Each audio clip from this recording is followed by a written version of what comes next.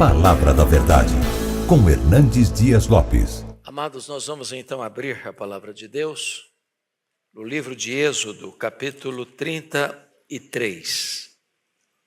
Êxodo, capítulo 33.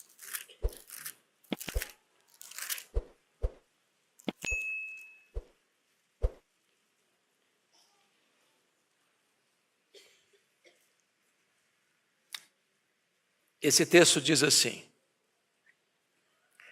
Disse o Senhor a Moisés: Vai, sobe daqui, tu e o povo que tiraste da terra do Egito, para a terra a respeito da qual jurei a Abraão, a Isaque e a Jacó, dizendo: À tua descendência darei. Enviarei o anjo adiante de ti, lançarei fora os cananeus, os amorreus, os heteus, os ferezeus, os heveus e os jebuseus. Sobe para uma terra que emana leite e mel. Eu não subirei no meio de ti, porque és povo de dura cerviz, para que te não consuma eu no caminho. Ouvindo o povo estas más notícias, pôs-se a prantear, e nenhum deles vestiu seus atavios. Porquanto o Senhor tinha dito a Moisés: Dize aos filhos de Israel: És povo de dura cerviz. Se por um momento eu subir no meio de ti, te consumirei. Tira, pois, de ti os atavios, para que eu saiba o que te hei de fazer. Então os filhos de Israel tiraram de si os seus atavios desde o monte Horebe em diante. Ora, Moisés costumava tomar a tenda e armá-la para si fora, bem longe do arraial. Ele chamava a tenda da congregação. Todo aquele que buscava o Senhor saía à tenda da congregação que estava fora do arraial. Quando Moisés saía para a tenda fora, todo o povo se erguia, cada um em pé, à porta da sua tenda, e olhavam pelas costas até entrar ele na tenda. Uma vez dentro Moisés da tenda, descia a coluna de nuvem e punha-se à porta da tenda. E o Senhor falava com Moisés. Todo o povo via a coluna de nuvem que se detinha à porta da tenda. Todo o povo se levantava e cada um à porta da sua tenda adorava ao Senhor. Falava o Senhor a Moisés face a face, como qualquer fala a seu amigo. E então voltava Moisés para o arraial. Porém, o moço Josué, seu servidor, filho de Num, não se apartava da tenda. Disse Moisés ao Senhor: Tu me dizes, faze subir este povo, porém, não me deste saber a quem hás de enviar comigo. Contudo disseste: Conheço-te pelo teu nome, também achaste graça aos meus olhos. Agora, pois, se achei graça aos teus olhos, rogo-te que me faça saber neste momento o teu caminho, para que eu te conheça e ache graça aos teus olhos, e considera que esta nação é teu povo. Respondeu-lhe: A minha presença irá contigo, e eu te darei descanso. Então lhe disse Moisés: Se tua presença não vai comigo, não nos faça subir deste lugar. Pois como se há de saber que achamos graça aos teus olhos, eu e o teu povo? Não é porventura em andares conosco de maneira que somos separados, eu e o teu povo, de todos os povos da terra? Disse o Senhor a Moisés: Farei também isto que disseste, porque achaste graça aos meus olhos e eu te conheço pelo teu nome. Então ele disse: Rogo-te que me mostres a tua glória. Respondeu-lhe: Farei passar toda a minha bondade diante de ti, e te proclamarei o nome do Senhor. Terei misericórdia de quem eu tiver misericórdia, e me compadecerei de quem eu me compadecer. E acrescentou: Não me poderás ver a face, porquanto homem nenhum verá minha face e viverá. Disse mais o Senhor: Eis aqui um lugar junto a mim, e tu estarás sobre a penha. Quando passar a minha glória, eu te porei numa fenda da penha, e com a mão te cobrirei até que eu tenha passado.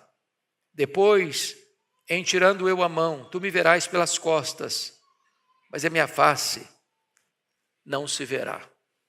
Eu peço que os irmãos leiam comigo, por favor, os versos 14 e 15. É uma só voz, toda a igreja. Versos 14 e 15. Está no telão, todos vamos ver. Respondeu-lhe: a minha presença irá contigo, e eu te darei descanso. Então lhe disse Moisés: se a tua presença não vai comigo, não nos faça subir deste lugar. Amém. A busca pela presença manifesta de Deus. É uma verdade teológica insofismável. Deus está em toda parte. Deus é onipresente. Nas palavras de Abraham Kuyper, não há 1 centímetro deste vasto universo, com bilhões de anos-luz de diâmetro, onde Deus não esteja presente. Mas é uma verdade inconteste também, que Deus não está presente em todo lugar com a sua presença manifesta. O que Moisés está falando aqui não é da presença de Deus no sentido de que Ele está presente em toda parte. Ele está falando da presença manifesta de Deus. Nós poderíamos definir essa presença manifesta de Deus como um verdadeiro reavivamento espiritual. Mais do que o ar que respiramos, nós carecemos da presença manifesta de Deus. O que está acontecendo aqui? Deus havia tirado esse povo da amarga escravidão do Egito, de uma fornalha de fogo, de opressão. Deus havia desbancado as divindades do Egito, mostrando que só Ele é Deus. Deus havia aberto o Mar Vermelho para ser estrada para os israelitas e sepultura para os egípcios. Deus havia enviado maná do céu e feito brotar água da rocha. Deus conduziu aquele povo pelo deserto com coluna de fogo durante a noite para protegê-los e aquecê-los, e coluna de nuvem ao dia para trazer refrigério e direção para eles. Deus havia feito tantos milagres, e não obstante isso, esse povo continua murmurando contra Deus. Agora diz a Bíblia que Moisés sobe ao Sinai e não tem data para voltar. E o povo impacientemente procura Arão, sacerdote, e diz: olha, nós não sabemos onde foi, quando volta, o que aconteceu com Moisés. O nosso líder não está mais entre nós. Precisamos de direção.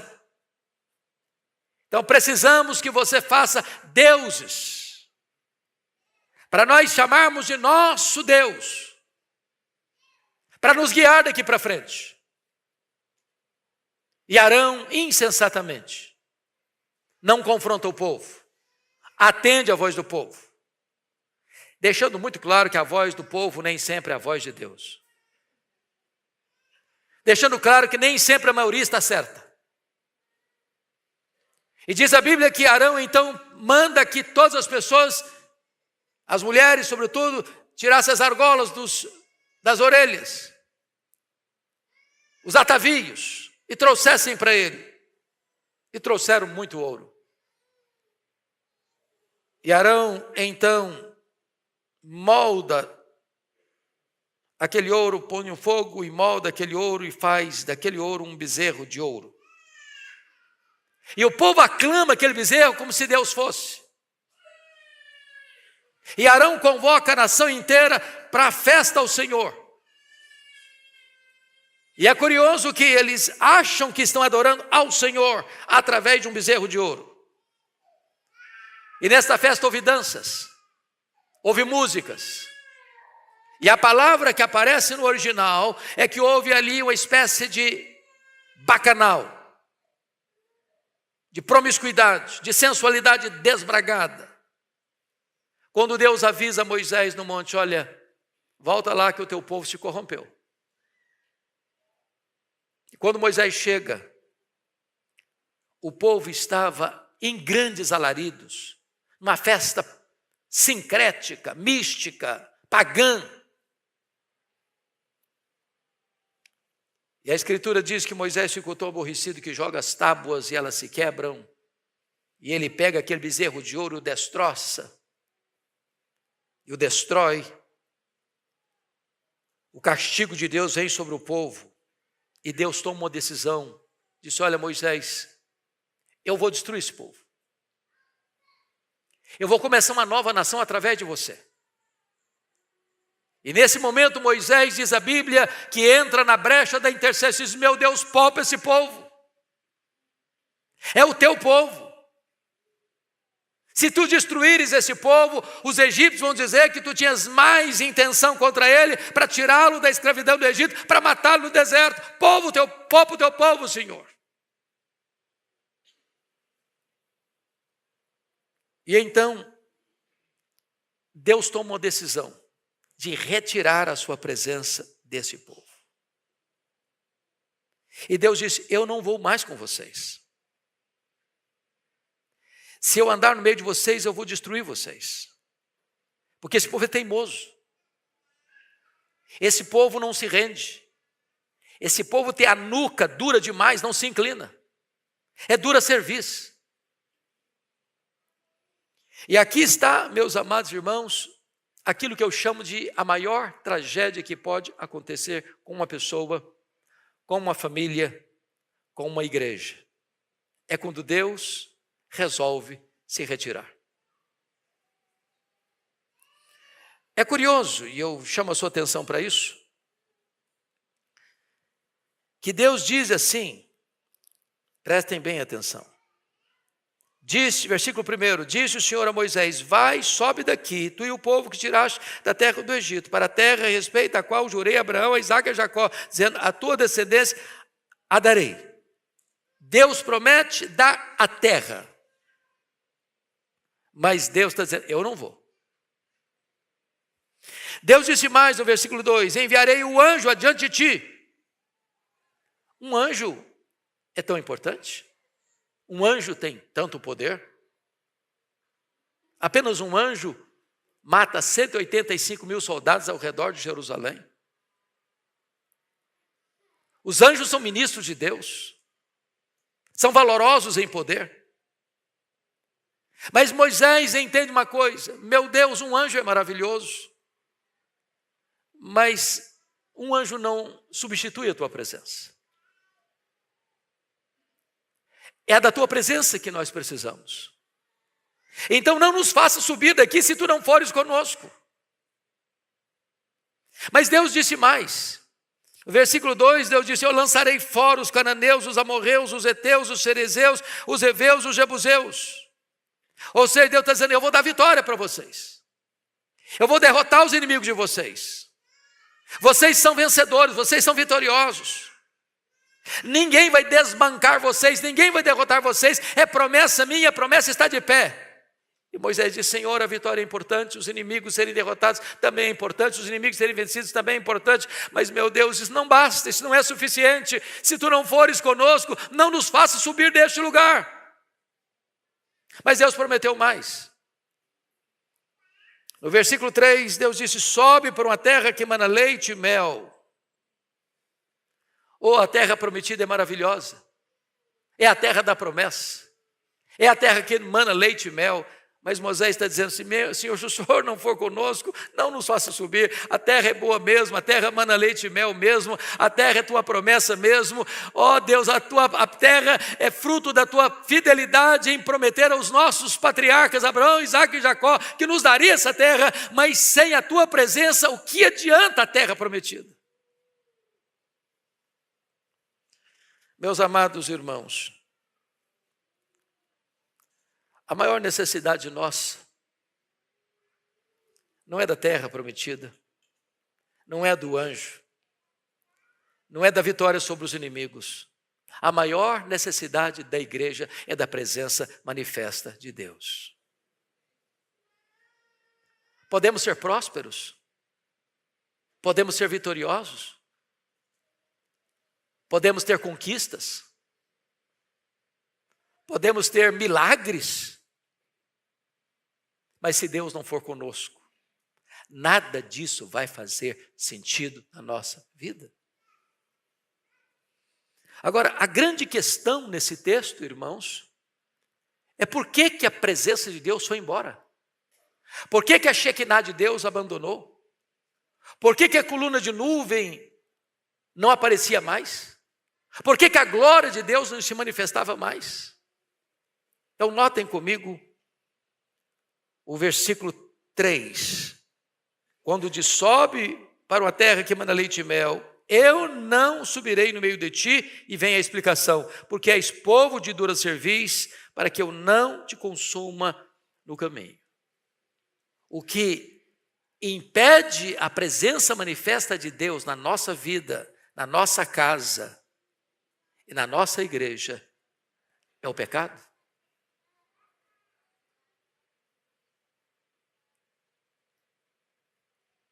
Vocês se lembram de Josué 7? Quando Israel foi fragorosa e vergonhosamente derrotado diante da cidade de Ai. E Josué rasga suas roupas, se prostra no chão. E Deus diz para o povo, ficar de pé, Josué. Há pecado no meio do arraial, e enquanto o pecado não for removido, eu não serei convosco. Enquanto o pecado não for removido, não podereis resistir aos vossos inimigos. A fraqueza do povo de Deus não tem a ver com as suas limitações físicas, ou econômicas, ou estratégicas, militares. Não, a fraqueza do povo de Deus tem a ver com o pecado. É o pecado que nos enfraquece. Porque é o pecado que nos livra da maior bênção, que é a própria presença do abençoador.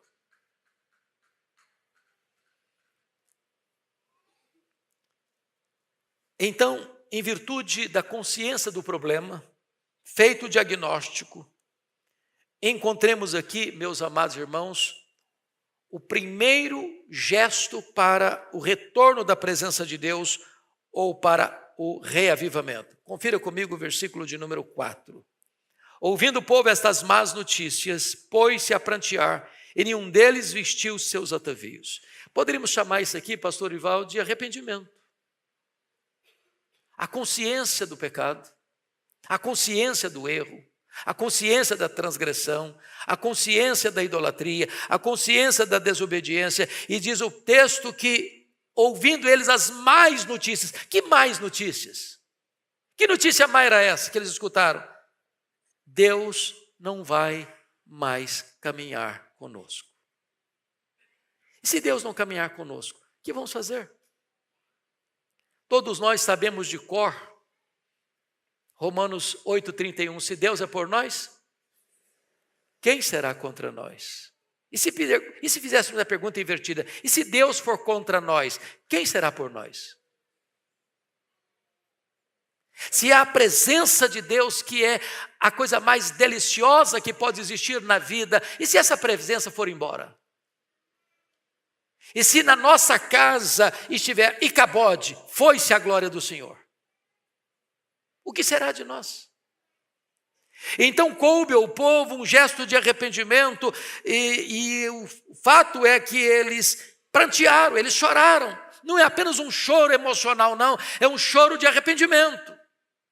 Mas não basta apenas esta emoção de tristeza, é preciso um gesto prático de arrependimento. É por isso que o verso 4 diz, e nenhum deles vestiu mais os seus atavios, porque esses atavios eram exatamente a ponte entre eles e a idolatria. Eles pegaram esses atavios e fizeram deles uma divindade, um bezerro de ouro, que levou a nação à ruína. Notinha de rodapé. O pecado desta geração pode ser o estímulo para as futuras gerações pecarem mais contra Deus. Porque notem vocês que em 931, e nós estamos falando aqui do ano 1500 aproximadamente, 500 anos depois, ou um pouco mais, depois da morte de Salomão, Jeroboão I rompe com a dinastia davídica, leva consigo 10 tribos do norte, e diz a Bíblia que Jeroboão I fabrica bezerros de ouro, e coloca um bezerro de ouro lá em Dan no norte, lá em Betel no sul, e durante 209 anos, o reino de Israel, as tribos do norte, adoraram o bezerro de ouro. 19 reis, 209 anos, e nunca Israel deixou de adorar o bezerro de ouro. O resultado foi o cativeiro assírio, que em 722 veio e destruiu Jerusalém e levou o povo para a escravidão. Precisamos nos acautelar, porque quando pecamos hoje deliberadamente contra Deus, esse pecado pode ser a maldição para as futuras gerações. Pois bem, a grande pergunta é: se Deus se retirou, se não estamos sentindo essa presença manifesta de Deus, e preste atenção que as coisas podem estar indo muito bem. É isso mesmo. Aparentemente muito bem. Deus prometeu dar a terra. Deus prometeu um anjo. Deus prometeu vitória sobre os inimigos. Deus prometeu a terra que emana leite e mel. Muita gente diz: que maravilha.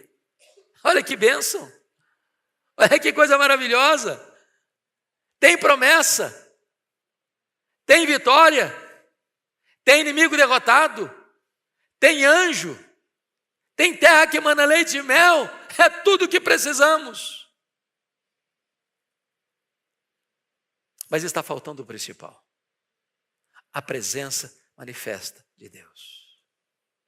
Meu irmão, você pode ter saúde, você pode ser muito próspero em seus negócios, você pode ter sucesso em sua empresa,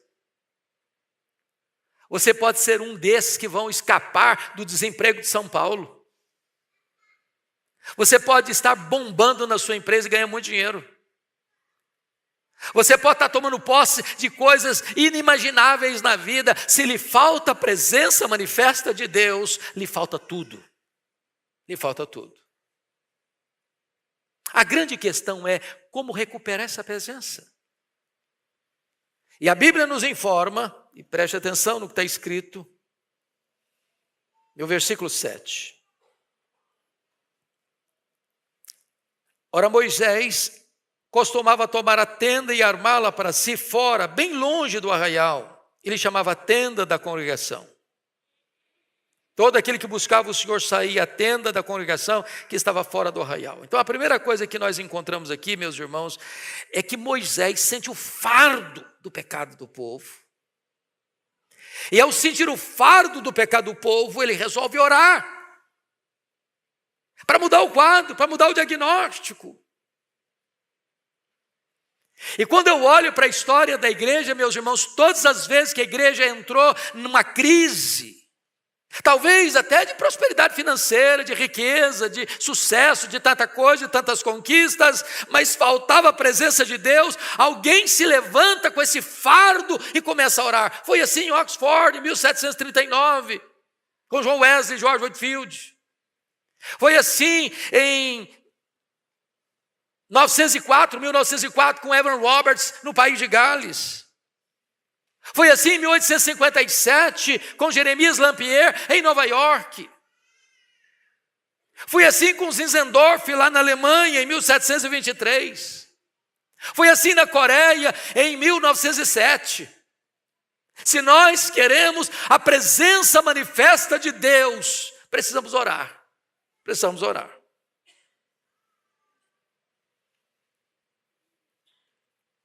Notem vocês que Moisés não está satisfeito com as promessas de Deus. Ele quer mais, ele quer a presença de Deus. E é por isso que ele arma uma tenda fora do arraial. Por que fora do arraial? Porque o arraial estava contaminado. poluído, maculado pelo pecado. E quando ele arma a tenda fora do arraial, ele quer dizer consagração. Agora, note uma coisa, ele vai sem alarde. Ele não usa um megafone para dizer, olha, está na hora de todo mundo orar, está na hora de todo mundo vir para a tenda da congregação. Não, ele vai. Ele vai. Ele vai só. Vai sem alarde, vai sem propaganda, vai sem holofote, vai sem palco, vai sem luzes da ribalta. Todo aquele que buscava o Senhor ia para lá orar com ele. Agora, note uma coisa. Não espere que toda a congregação veja o exemplo da liderança e siga a liderança. Não espere. Aliás, note vocês, os avivamentos começaram com uma pessoa.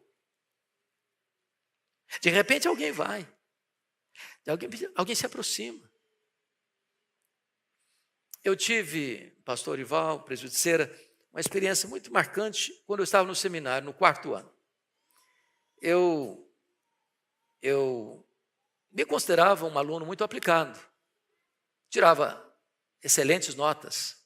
Era estudioso até porque eu não tinha nenhuma habilidade para esporte, então não adiantava ir lá para o campo, porque ninguém me escolhia mesmo, era reserva dos pernetas.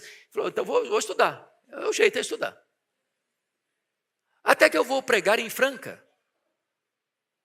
E uma jovem, numa reunião da mocidade, me fez uma pergunta que eu nunca esperava que alguém fosse me fazer. Ela disse, bom, você é seminarista e tal, mas como é que está a sua vida com Deus? Eu não esperava jamais que alguém me fizesse essa pergunta. E eu disse para ela, olha, na verdade, eu acho que está bem, mas eu acho que eu não tenho buscado a Deus como eu precisaria buscar. E lá no seminário, naquela época, tinha uma sala de oração. Tinha uns móveis velhos lá, uns sofás bem antigos. E eu tomei a decisão de ir sozinho para lá orar. Todo dia. Gastava ali 1 hora orando.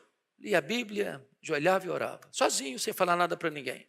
Daqui a pouquinho, um colega me viu e foi comigo. Depois outro colega viu e foi comigo. Outro colega viu e foi comigo. Daqui a pouquinho aquela sala estava cheia. Daqui a pouquinho, um colega que nunca tinha entrado no meu quarto, batia a porta, falou, posso falar com você? Abriu o coração e chorava e orávamos juntos. E Deus foi derramando a sua graça de uma maneira tão linda. Porque às vezes nós temos uma vida comum, tocamos a vida, está tudo bem, saúde, prosperidade, família bem, os negócios bem, a igreja bem. E está bem.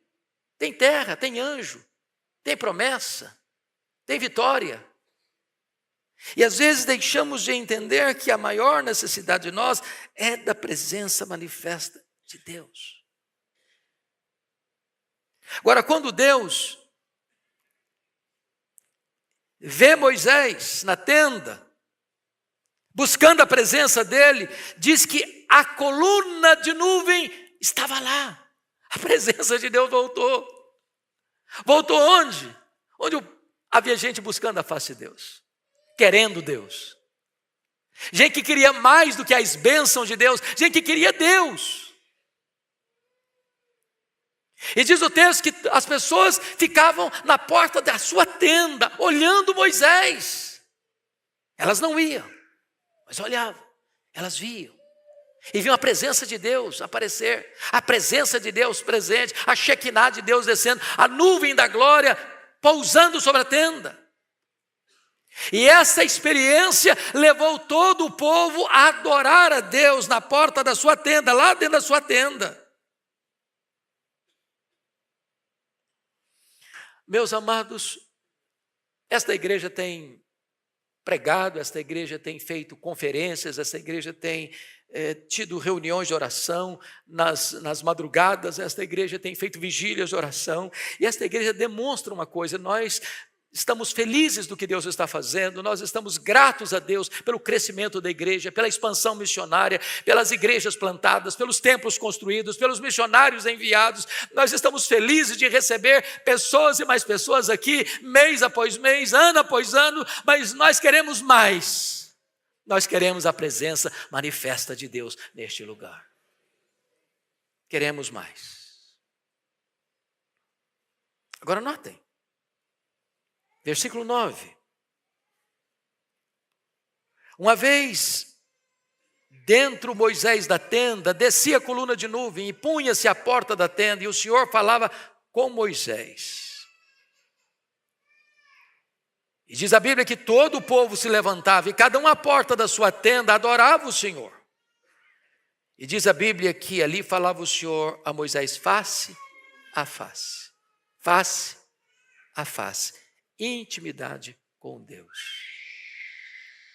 A presença manifesta de Deus, irmãos, é alguma coisa que não pode ser descrita em palavras. É preciso ser vivida. É quando a pessoa entrar pelas portas desse templo, elas vão notar. É como se você pudesse apalpar Deus com as suas mãos. A presença dele invade o ambiente. A glória dele enche a casa. É impossível entrar sem ser impactado por essa presença.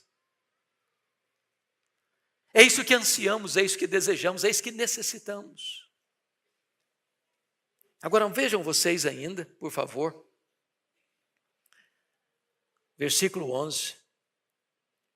Que diz que Moisés, então, depois de Deus falar com ele face a face, voltava para o arraial para falar com o povo.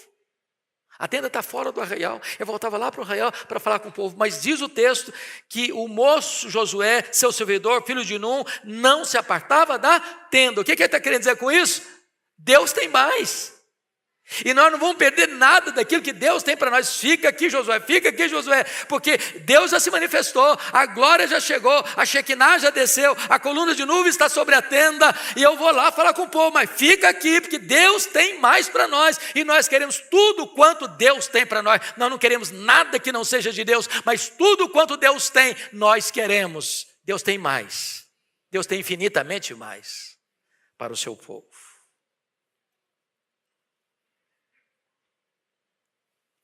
Agora, veja comigo, por favor, o versículo 12. Disse Moisés ao Senhor: Tu me dizes, faze subir este povo, porém não me deste saber a quem hás de enviar comigo. Deus já tinha dito que era o anjo, mas ele está querendo mais. Conheço-te pelo teu nome. Também achaste graça aos meus olhos. Deus havia dito para ele: Ô Moisés, eu conheço você pelo nome. Ô Moisés, você já achou graça aos meus olhos. Agora Moisés diz assim para Deus no verso 13. Bota na tela e toda a igreja comigo, por favor, vamos juntos. Agora, pois, se achei graça aos teus olhos, rogo-te que me faça saber neste momento o teu caminho, para que eu te conheça e ache graça aos teus olhos, e considera que esta nação é o teu povo. Moisés é esse líder, Moisés é esse intercessor. Moisés sente o fardo do povo sobre os seus ombros. E veja você que esse homem era amigo de Deus, esse homem falava com Deus face a face, mas ele quer dizer o seguinte: eu quero que o Senhor me mostre o teu caminho, o teu propósito, para que eu te conheça. Deixa eu fazer uma pergunta a você, meu irmão. Você conhece a Deus? Quanto você conhece a Deus? Às vezes nós conhecemos a Deus como aquele cidadão que nunca viu o mar, e a primeira vez que olha o mar, ele exclama: agora eu conheço o mar. Só viu. Nunca fez uma viagem, não é um marujo da vida que tem experiência com o mar. Tem gente que conhece a Deus como Jacó conhecia durante 77 anos. Foi quando ele saiu da casa dos pais. Deus aparece para ele em Betel e Deus diz: eu sou o Deus de Abraão. Eu sou o Deus de Isaac. Mas Deus não complementa a frase. Eu sou o teu Deus. Tem gente que só conhece o Deus do avô, o Deus do pai, mas Deus ainda não é o Deus da sua vida. Só 20 anos depois, aos 97 anos, no Val de Jaboque, é que Deus tornou-se conhecido como Deus de Abraão, o Deus de Isaac, o Deus de Jacó. Quanto você conhece a Deus? Moisés já conhecia Deus, mas ele está dizendo, para que eu te conheça e que eu ache graça aos teus olhos. Mas ele não está preocupado apenas com ele. Esse homem é um líder de um povo que se rebelou contra Deus, que pecou contra Deus. E Deus disse, Moisés, o teu povo pecou. Aí Moisés, não Deus, não é o meu povo não, é o teu povo. Considere isso, esse povo é o teu povo, Senhor. É o teu povo. Agora veja você como Deus é tão bom que ele responde a oração. E o verso 14 na tela para todos nós lermos com a voz bem clara. Vamos juntos? Respondeu-lhe, a minha presença irá contigo e eu te darei descanso. Duas coisas importantes, Deus conosco. E quando Deus caminha conosco, quando a presença manifesta de Deus está do nosso lado, o que você e eu vamos encontrar é descanso. É descanso. Tem luta? Tem, mas tem descanso. Tem inimigo? Tem inimigo, mas tem descanso.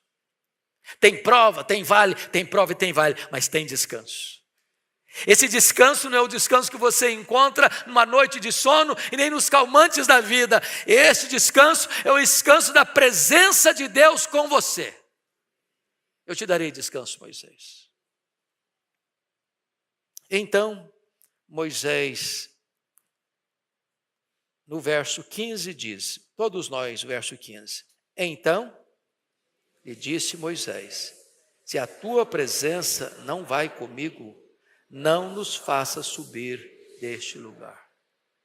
Se Deus não for conosco, se a presença dele não for conosco, não podemos nos mover, não podemos nos movimentar, não podemos entrar em nenhum projeto, não podemos fazer nenhuma jornada. A maior necessidade da igreja é da presença de Deus com ela.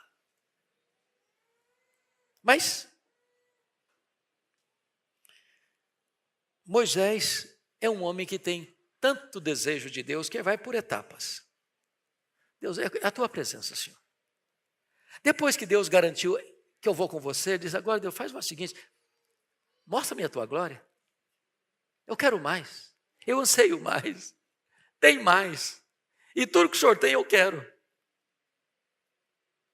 Você tem ansiado pela glória de Deus? Você deseja a glória de Deus? Você deseja contemplar a Deus no seu fulgor, na sua beleza, na sua majestade? Deus, olha, Moisés, eu não vou mostrar minha glória não, porque ninguém pode ver minha face e continuar vivo. Mas eu vou mostrar para você a minha bondade. E Deus colocou numa fenda, e Deus passou, e Deus cobriu com a mão. Numa linguagem antropomórfica, ele viu Deus pelas costas, porque não podia ver a sua face. Mas hoje você e eu podemos ver a face de Deus. Porque você vê a face de Deus na face de Cristo. E você olha para Jesus. E você vê Deus em Jesus. Ele é a exata expressão do ser de Deus. Ele é o resplendor da glória. Ele e nele habitou corporalmente toda a plenitude da divindade. Quando você vê Jesus, você vê Deus na sua glória. Diz a Bíblia que o Verbo se fez carne e habitou entre nós, cheio de graça e de verdade, e vimos a sua glória, glória como do unigênito do Pai. E hoje, amados, nós estamos aqui, desejosos mais do que nunca dessa presença manifesta de Deus. Estamos indo para Canaã, não a Canaã celeste, a Canaã celestial. Essa é a verdadeira terra que emana leite e mel. Aqui tem inimigos. Aqui tem perigos, mas se Deus for conosco, nós caminharemos vitoriosamente. E a promessa de Deus é essa, Ele vai segurar você pela sua mão direita, vai guiar você com o seu conselho eterno e vai receber você na glória. Lá é o nosso destino e é para lá que caminhamos e precisamos da presença manifesta de Deus.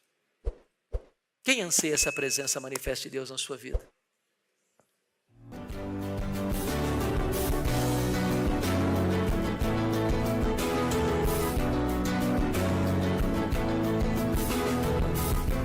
Palavra da Verdade, com Hernandes Dias Lopes.